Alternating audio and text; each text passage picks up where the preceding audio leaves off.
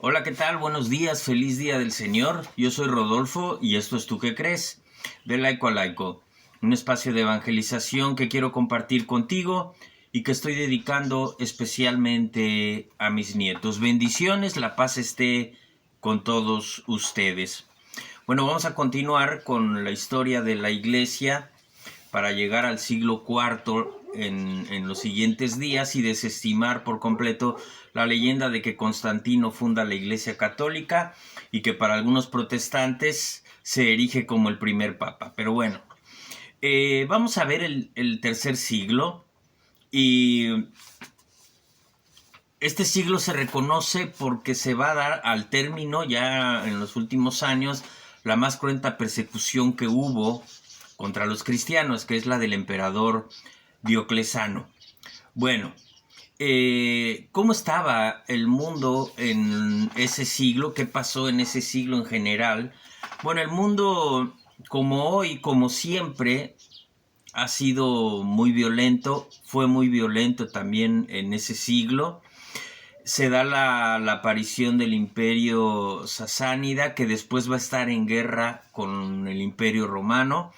A la mitad de ese siglo los francos invaden la Galia. Los godos van a establecerse en lo que hoy es Ucrania y van a establecer un imperio.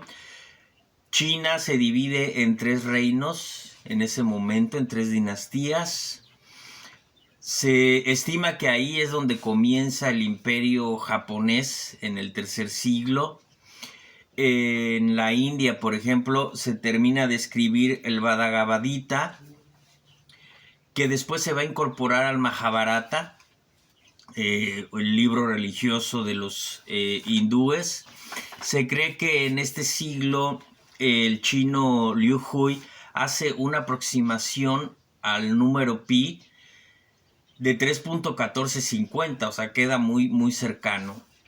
Es muy importante esto y después lo veremos, incluso tiene que ver mucho con la construcción de las pirámides, en uno de los tantos misterios que existen alrededor de ella. En México los zapotecas fundan Monte Albán y el cristianismo no deja de crecer en el Imperio Romano, pese a que ya van 200 siglos de persecución, pues no deja de crecer ese cristianismo. Y se empieza a llamar también a ese cristianismo como la gran iglesia, la gran iglesia. Y años antes, Ignacio de Antioquía ya había llamado a esa iglesia católica. ¿Por qué? Porque es una iglesia universal, una iglesia en donde caben todos, una iglesia que es para todos. Bueno, era un cristianismo que crecía, mientras crecían aquellos imperios que he mencionado, el imperio romano, el imperio sasánida, en fin, pues crecía sin armas y sin establecer fronteras un cristianismo a gran velocidad y a pesar de las persecuciones y todo lo que ello implicaba, perder propiedades, perder los derechos ciudadanos, convertirse en reo de muerte, etc. Bueno, contra todo eso, ese cristianismo seguía creciendo. Hubo 14 papas en el siglo III, 9 de ellos murieron mártires y se suman a los 5 primeros papas mártires del primer siglo y a los 10 papas mártires del segundo siglo. Así que para este tercer siglo vamos a tener que 24 de 29 papas murieron mártires. En fin, y era reconocida como cabeza de la iglesia. Ahí no había duda en lo absoluto. El papa era la cabeza de la iglesia, el obispo de Roma era la cabeza de la iglesia. En este siglo, la catequesis empieza a ser extensa y llegaba a durar hasta 3 años. Y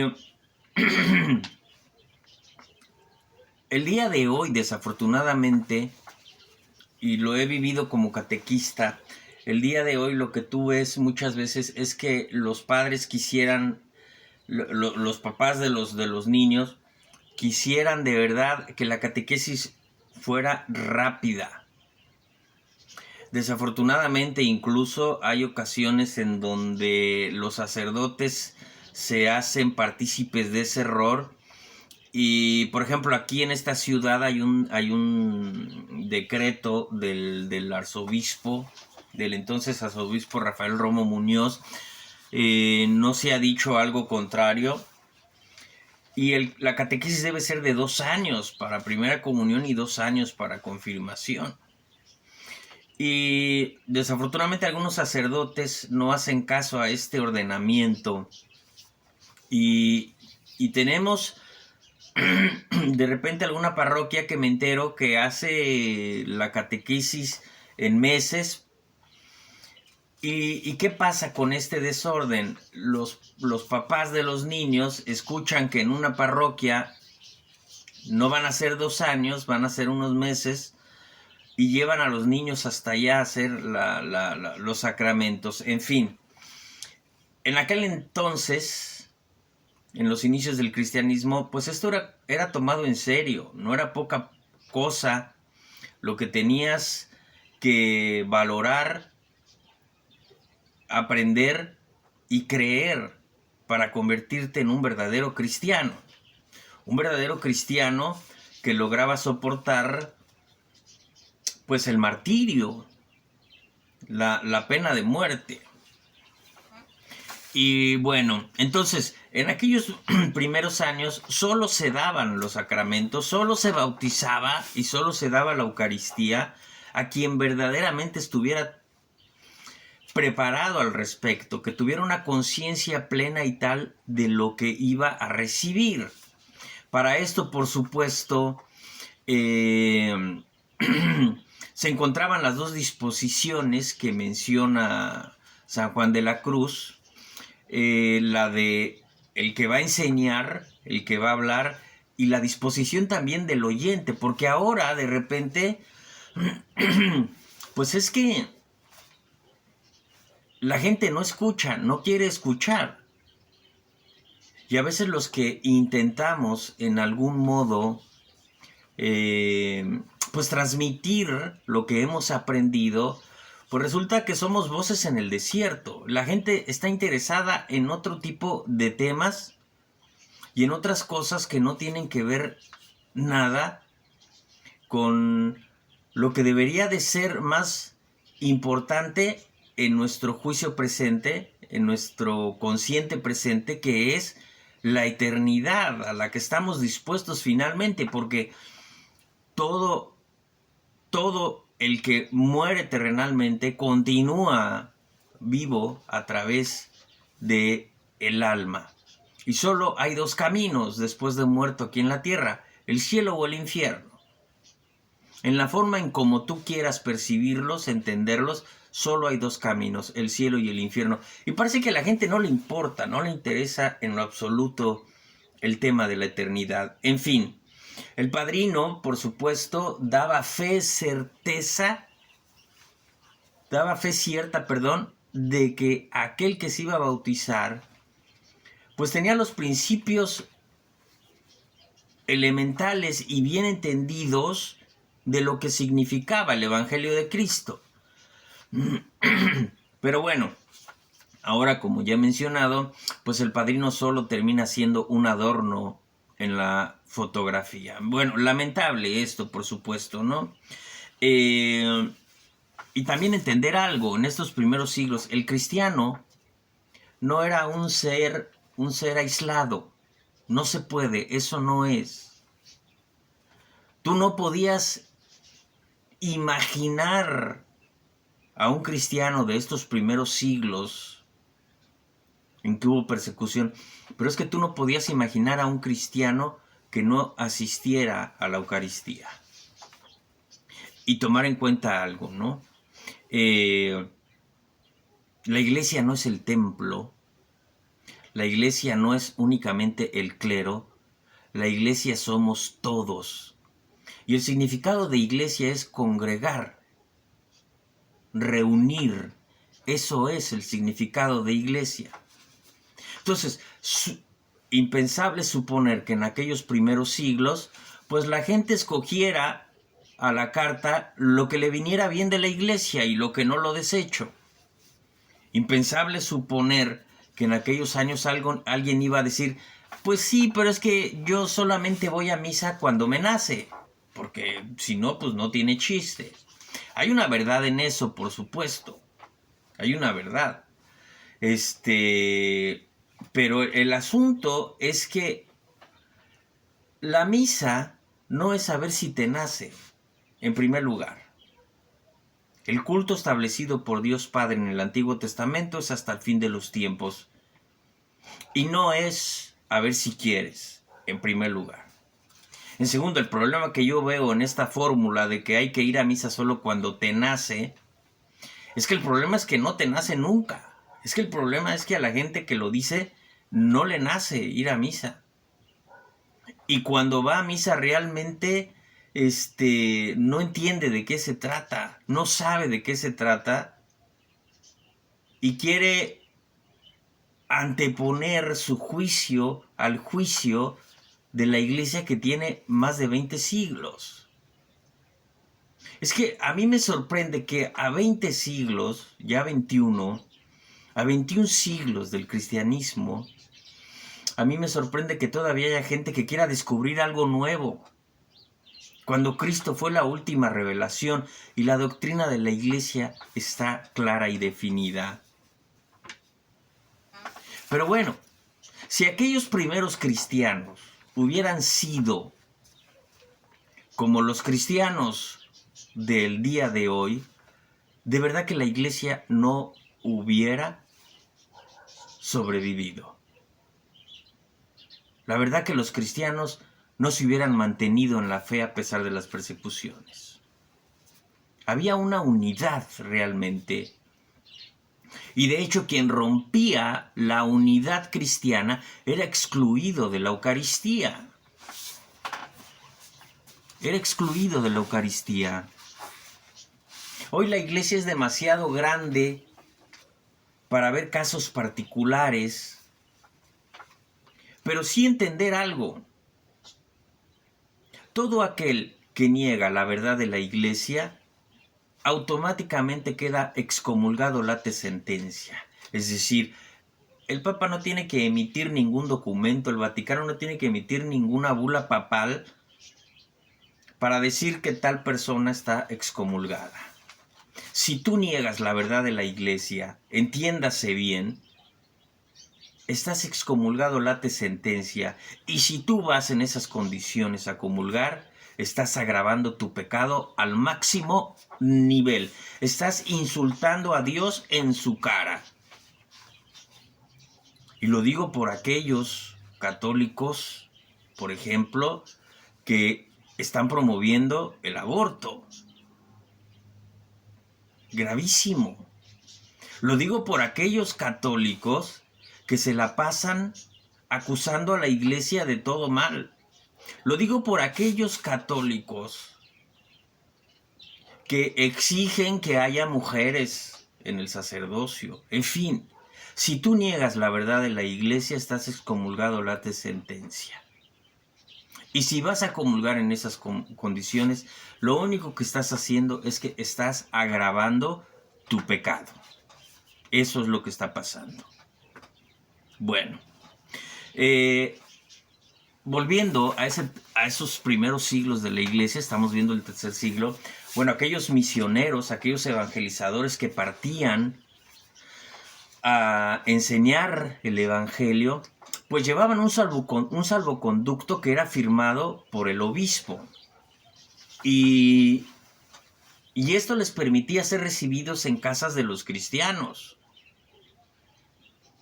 Y fue el Papa Seferino el que, por ejemplo, revocaba las cartas, toma nota, porque esto habla también de quién era la autoridad de la iglesia. El Papa Seferino entonces revocaba las cartas de aquellos que iban a enseñar doctrinas heréticas, que iban a enseñar cosas que contrariaban a los principios de la iglesia establecida. Y hablando de los herejes, bueno, herejes siempre ha habido, como yo digo, protestantes siempre ha habido, siempre los ha habido, en todos los siglos de la iglesia. Lo que pasa es que tomó forma y se oficializó ya con Lutero en el siglo XVI, pero siempre ha habido. ¿Cuáles fueron las herejías de este tercer siglo? Bueno, estaban, por ejemplo, el adopcionismo.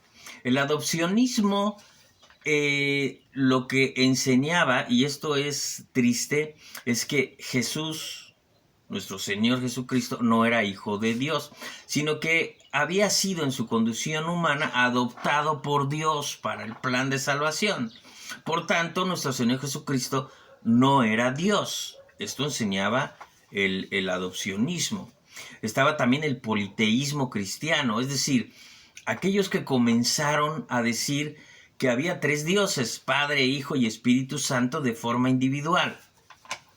Esto, por supuesto, que fue rechazado. Luego surgió el modalismo, y el modalismo no creía en lo absoluto en la existencia del Espíritu Santo, en la acción del Espíritu Santo sobre la iglesia de estos primeros siglos. Luego hubo quien enseñaba que solo existía Dios Padre y que nuestro Señor Jesucristo y el Espíritu Santo pues eran más bien como fuerzas divinas, eran fuerzas del Padre, pero que como tal pues no existían, solo existía Dios Padre, ¿no? Eso se le llamó el monarquianismo. Y otra herejía de este siglo III fue el patripacianismo. El patripacianismo que tenía que ver que no había sido el Hijo el que encarnó, sino el propio Padre. Bueno, al respecto quiero repetir algo que seguramente he dicho ya en cualquier otro video. Y tiene al respecto de las herejías, ¿no? Cuando Cristo asciende a los cielos, el Espíritu Santo ilumina a aquellos primeros obispos, es decir, a los apóstoles. Los encamina al entendimiento de todo lo que habían vivido con nuestro Señor Jesucristo. Por fin entienden de qué se trataba el evangelio que Cristo anunciaba. Bueno, aquellos obispos tenían como autoridad a San Pedro. Reconocieron a San Pedro como autoridad. Y luego del martirio de San Pedro, reconocieron como autoridad, esto es importante, siempre al obispo de Roma, es decir, al Papa. Ok. Estos apóstoles, estos primeros obispos, comenzaron a ordenar más obispos. Y solo el obispo ordenaba a sacerdotes y a diáconos. Dejémoslo claro. Ahora, el obispo, entonces, como hasta hoy, es la máxima autoridad en un territorio. Pero antes como hoy, estaban sujetos a la autoridad del obispo de Roma. Cristo prometió a San Pedro, al conferirle la autoridad de la iglesia y el resguardo de la doctrina del evangelio, Cristo le prometió que el mal no prevalecería sobre él. Los obispos representan al magisterio de la iglesia y solo ellos son quienes con la inspiración del Espíritu Santo desde el comienzo fueron definiendo la doctrina que tenemos el día de hoy. Por supuesto que había dudas. Los apóstoles las tuvieron y el Espíritu Santo se las aclaró. La gente común tenía dudas y entonces era entendible que surgieran los pensamientos que después se iban a convertir en herejías. ¿Por qué se convertían en herejías? Porque la duda podía ser entendible, pero una vez que se aclaraba por parte de los obispos y en los casos de las herejías entonces se desechaban, bueno, la persistencia de estos pensamientos que contrarían a la doctrina establecida, pues se convertían en herejías. Así ha sido y así sigue siendo, ¿no? Entonces, el magisterio de la Iglesia es el que define, y todavía después es el Papa el que avala lo que se define, en este caso, en los sínodos de los obispos. El magisterio de la Iglesia, que es el que define la doctrina. Bueno, voy a hacer un paréntesis, porque el día de hoy hay mucho escándalo por el sínodo de la sinodalidad, en donde participa en algún modo los laicos para ser oídos en el sínodo de la sinodalidad. Bueno, dos apuntes al respecto. Primero, no estoy de acuerdo yo en la participación de los laicos, pero tampoco me escandalizo. Y mi opinión termina siendo lo de menos. Pero sí quiero dejar claro algo, porque el que tú seas obediente a la Iglesia no quiere decir que no tengas opinión. Y bueno, no, cuando esa opinión no es ninguna herejía, pues termina siendo válida. Y tan válida es que por eso, en algún modo, el sínodo de la sinodalidad quiere escuchar la voz de los laicos. Pero dejo entonces claro dos cosas. No estoy de acuerdo, pero tampoco me escandalizo en lo absoluto. Y lo voy a explicar. No estoy de acuerdo porque se abre la puerta a todos los laicos a participar, y que la Iglesia tenga en algún sentido que escuchar todas las voces de todos los bautizados. Entiendo el sentido y la buena fe del Papa Francisco al respecto de que los laicos en algún modo participen en un sínodo. Lo entiendo. Pero el problema es que, sobre todo hoy, hay muchísimas voces católicas que parece que tienen cada uno su fiesta particular. Y la Iglesia no puede estar oyendo ni perdiendo el tiempo, porque no lo tiene. No debería perder el tiempo en estar escuchando, y no porque no sea importante la opinión de cada quien, pero porque la doctrina la define el magisterio de la Iglesia con la ayuda del Espíritu Santo, no los laicos. Entonces, la Iglesia no puede ni tiene la capacidad de ponerse a escuchar la voz de todos los laicos. Y corre el riesgo de convertirse entonces en una iglesia selectiva, porque diría yo, bueno, ¿y por qué no va a escuchar mi voz? ¿Dónde me apunto para que escuche mi voz? Que yo también tendré cosas que decir al respecto. Pero no es el punto. No es el punto. Porque lo que no hemos entendido es que la Iglesia no es una democracia. La Iglesia Católica no es una democracia. Ni tampoco creo que haya doctrina por descubrir. Quizá los sínodos ahora nos ayuden a cómo manejar los tiempos modernos en donde las leyes civiles están siendo muy permisivas a lo malo, al aborto, a la eutanasia, a la pena de muerte, a los matrimonios entre personas del mismo género. Entonces, quizá los sínodos puedan servir para orientar a la Iglesia en cómo manejar estas situaciones. Pero entiéndase algo. La Iglesia Católica no tiene que cambiar porque las leyes civiles estén cambiando y siendo permisivas. ¿Qué habría sido del cristianismo naciente si hubiera tratado de amoldar ese cristianismo a la permisividad romana, a la promiscuidad romana? ¿Qué hubiera sido? No hubiera podido sobrevivir. ¿Qué hubiera sido de aquel cristianismo naciente si no hubieran sido los apóstoles quienes definían la doctrina y se hubiera pedido la opinión de los laicos, de los cristianos recién convertidos. ¿Qué hubiera sido?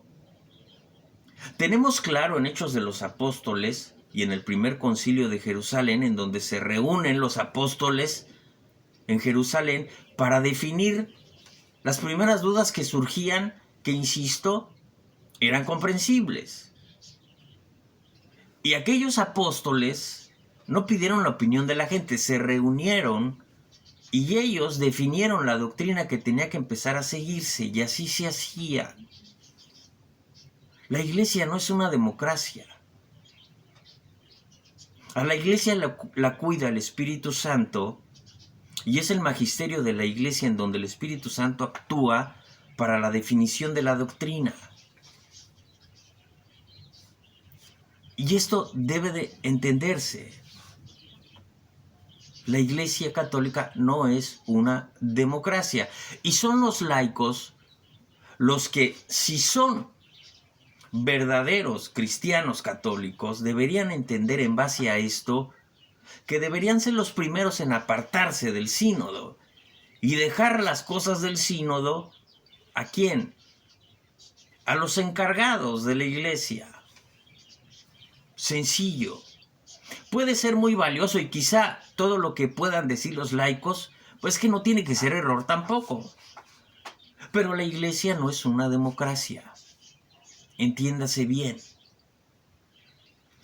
Y dudo mucho ya que un sínodo en estos tiempos pues vaya a descubrir algo nuevo, porque la última revelación está en Cristo.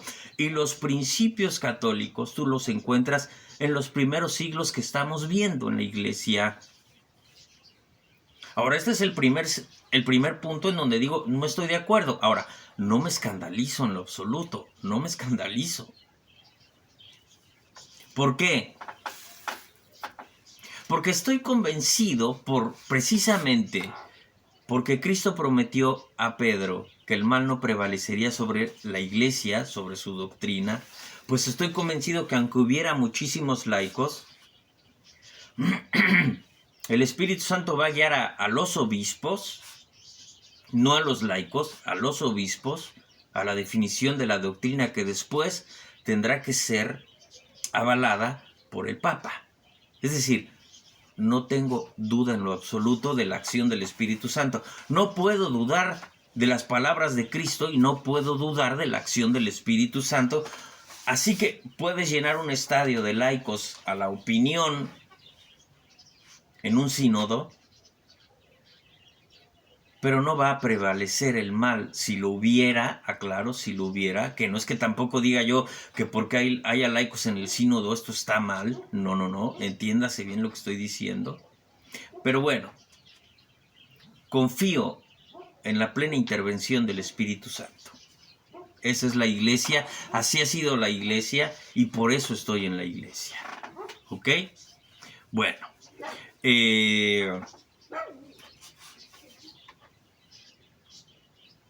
eso es lo que me convence a mí de la Iglesia Católica, su historia, sus primeros siglos sobre todo, la forma en cómo se estructuró en los primeros siglos pese a las persecuciones.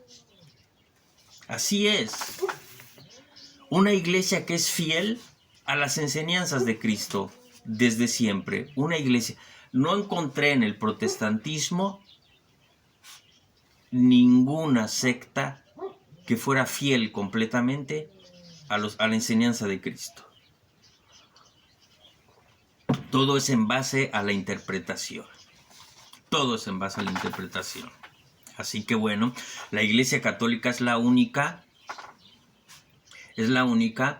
que mantiene el orden del Antiguo Testamento y del Nuevo Testamento. Es decir, entiéndase, de la Antigua Alianza y de la Nueva Alianza. La única, en su total plenitud.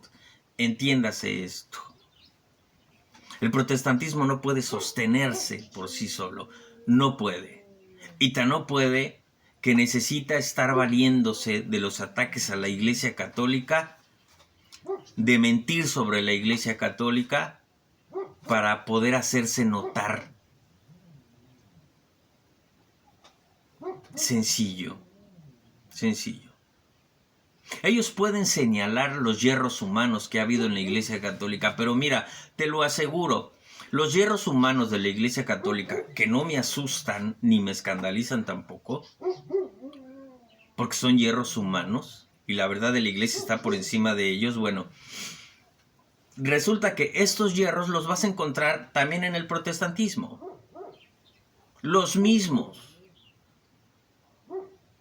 Yo estoy en la Iglesia por la verdad del Evangelio de Cristo. Por supuesto que necesito a los sacerdotes, claro que sí. Son fundamentales, elementales. Pero yo estoy en la Iglesia por la enseñanza de Cristo. Bueno, este siglo no estuvo ajeno a las persecuciones. Siglo III. El emperador Septimio Severo, por ejemplo, prohibió todo proselitismo cristiano. Y el catecumenado te costaba la vida. Lo prohibió. Después Decio, el emperador, obligó, fíjate bien, obligó a que la gente hiciera sacrificios a los dioses romanos y que se otorgara un certificado de constancia de ese sacrificio ofrecido. Eso, por supuesto, costó la vida de muchos mártires cristianos. Después el emperador Valeriano prohibió todo el culto cristiano, lo prohibió por completo. Y la peor persecución se da a finales del siglo por el emperador Diocleciano, pese a que a su familia se había convertido al cristianismo. Y él va con toda la furia contra los cristianos. Es una etapa, el final del tercer siglo, que también se va a enmarcar como el comienzo de la debacle del Imperio Romano. Y para el tiempo de Diocleciano, al término del tercer siglo, se calcula que ya casi la mitad del imperio sería cristiana, a pesar de las persecuciones. Y va a ser un punto importante para llegar al siglo IV y desestimar la leyenda de que Constantino funda la Iglesia Católica. En fin, yo en estos primeros siglos, debo dejarlo claro, no encontré en lo absoluto rastro alguno del protestantismo. Primero, aquella iglesia tenía como autoridad al obispo de Roma, al Papa. Primero.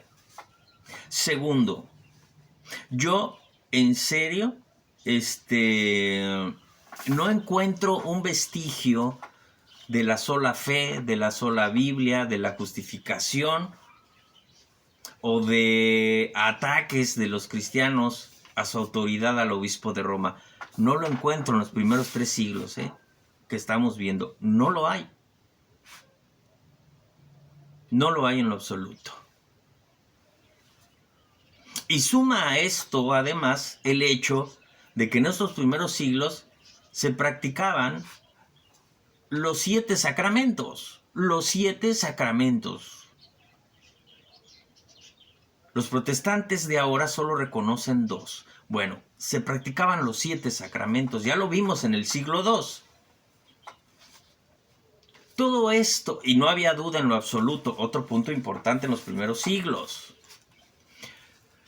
No había duda en lo absoluto que aquel pan y aquel vino se convertían verdaderamente en cuerpo, sangre, alma y divinidad de nuestro Señor Jesucristo. No había duda en lo absoluto. Y era una cosa sacratísima. Sacratísima. Primeros siglos de la Iglesia. Ni rastro del protestantismo. El protestantismo que yo veo en estos primeros siglos eran los renegados que querían imponer su interpretación, que ya hemos visto en los siglos a los herejes, pero fuera de ahí yo no veo rastro alguno del protestantismo actual. Insisto, ni su sola fe, ni la sola Biblia, ni la justificación, ni ataques al Papa, ni mucho menos. no existía. Pero bueno, Diocleciano ordena la más cruenta persecución. Y se asume que en este tiempo ya existían algunos templos cristianos. ¿Por qué? Porque Diocleciano ordenó destruirlos. Y hay constancia de que se encerraba en los templos católicos a los cristianos y se les prendía fuego con ellos dentro. Pero es muy difícil que hayan sido templos como los podemos imaginar el día de hoy. En realidad los lugares en donde se llevaba a cabo la Eucaristía pues eran reconocidos como templos, aquellos lugares, y eran en donde mayormente la orden de Diocleciano llevó a su fin a todos estos lugares eucarísticos. Esto es lo que pasó, ¿no? ¿Qué más? Se quemaron muchas casas de los cristianos, insisto, además los cristianos no tenían derechos, y menos en este tiempo. Pero cuanto más cruenta se hizo la persecución, pues también más creció ese cristianismo. La dificultad los hizo más fuertes y más unidos a todos aquellos cristianos. Y hubo mucha crueldad en este tiempo, mucha crueldad como no la hubo en las persecuciones pasadas. Y esta última de Diocleciano es similar a la primera de Nerón en el año 64, es la primera. Y bien decía San Agustín después, bien escribe San Agustín, que Dios, siendo sumo bien, no permitiría el mal si no fuera para un bien mayor. Esto hay que entenderlo como cristiano. En aquel entonces se estima que la región de España fue probablemente la que más sangre derramó de los mártires. Y debo decir ahora, en la actualidad, que España me da mucho gusto porque yo veo en España una gran fe católica. Mira, a pesar de la crisis que hay en la iglesia en todo el mundo y a pesar de la fuerte crisis que hay sobre todo en Europa al respecto de la iglesia católica, un continente en donde la gente no quiere creer y se ha hecho el progresismo actual del mundo que permite todo. Bueno, sin embargo yo veo en la iglesia de España una iglesia católica fuerte y me da gusto. Me da gusto ver a muchos jóvenes españoles conscientes de la actualidad y fieles a la iglesia católica. Y sobre todo evangelizando. Me llena de profundo gusto saber esto. Pero bueno, entiéndase, sin embargo, que la verdad de la iglesia no se mide en el número de fieles que tenga. No se mide en eso. 12 comenzaron la iglesia en el Imperio Romano y debemos luchar por la verdad de la iglesia aunque volvamos a ser 12. Sencillo. Y para terminar con este siglo, quiero contar la historia a comienzos del tercer siglo del martirio que sufrió Perpetua y Felicitas. Bueno, es tremendo. Esta es lo que aprendemos de esto, por las actas y los testimonios que hay. Entonces, Perpetua y Felicitas Felicitas era una rica, era una mujer rica, era joven, tenía 22 años y tenía un bebé de pecho. Perpetua era su sirviente y estaba embarazada, de un estado de embarazo ya avanzado. Bueno, junto a ellas fueron detenidos Sáturo, su catequista, y otros compañeros. Que dos de ellos era Revocato y Saturo, o Sáturo. Bueno, el punto es perdón, Sáturo era el catequista. Sáturo era el catequista. Saturnino era el otro compañero catequista de Felicitas y Perpetua. Bueno, Sáturo, cuando fueron a ser detenidos, Sáturo no estaba. Sáturo, que insisto, era el catequista. Sáturo se entera entonces de que han sido detenidos y él se entrega para no dejarlos solos. Esto es tremendo, sabiendo lo que les venía encima. Así lo constan actas y declaraciones, testimonios de aquel entonces, ¿no? De hecho, así queda escrito, ¿no? Sáturo no estaba presente cuando nos aprendieron, pero por su propia voluntad él se entregó. Bueno, ese era el tamaño de los cristianos de entonces, ¿no?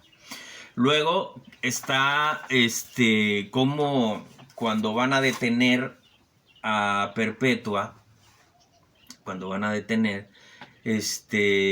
pues su padre no quería que la detuvieran. Su padre rico, ¿no? Creo que me equivoqué. He dicho que Felicitas es no quería que la detuvieran. Y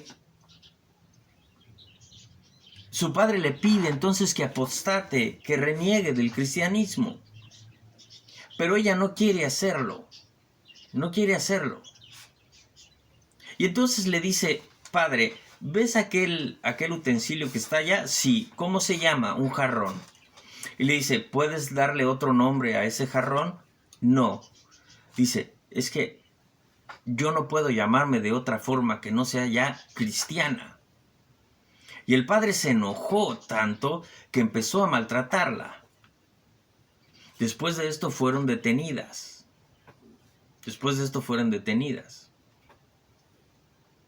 Pero fueron ellas contentas de ser detenidas por la causa de Cristo.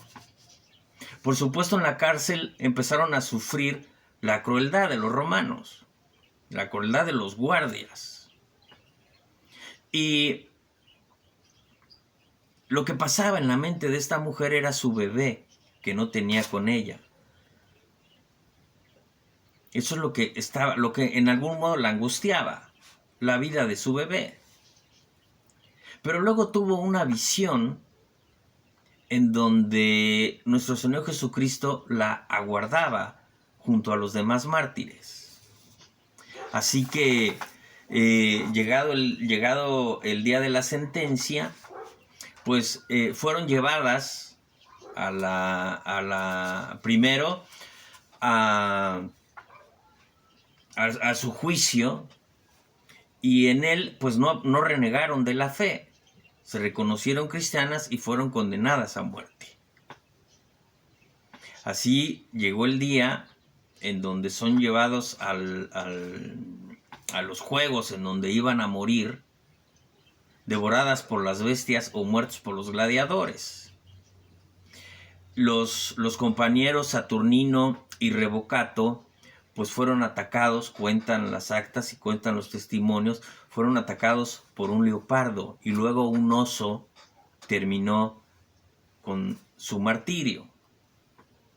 ¿Y qué pasó entonces? Cuentan también las actas que cuando Sáturo estaba siendo atacado por un leopardo y la sangre empezó a salir, lo que la gente gritaba en aquel coliseo era buen baño, refiriéndose a la sangre. Buen baño. Tremendo. Pero bueno, a Perpetua y a Felicitas vamos a ver qué es lo que sucedió con ellas. Primero estuvieron desnudas y la gente en algún modo se conmovió por ellas, porque veían a una mujer avanzada en su embarazo y veían a otra mujer que recién había dado a luz. Entonces decidieron vestirlas y fueron entonces de nuevo arrojadas a la arena, ¿no? Bueno, entonces una bestia ataca a Perpetua y la avienta muy lejos. Lastimada ella, todavía un tanto pudorosa, se cubre un tanto el muslo y Felicitas va, le da la mano y la ayuda a levantarse. Al final, después de estar sufriendo ahí tremendo castigo con las bestias, pues llega la hora en que van a ser ejecutadas por un gladiador romano. Y se cuenta que fue la propia Felicitas quien... Felicitas, que era la mujer rica, aclaro, si me he confundido antes. Entonces, y ella misma es quien dirige la espada de su verdugo a la garganta.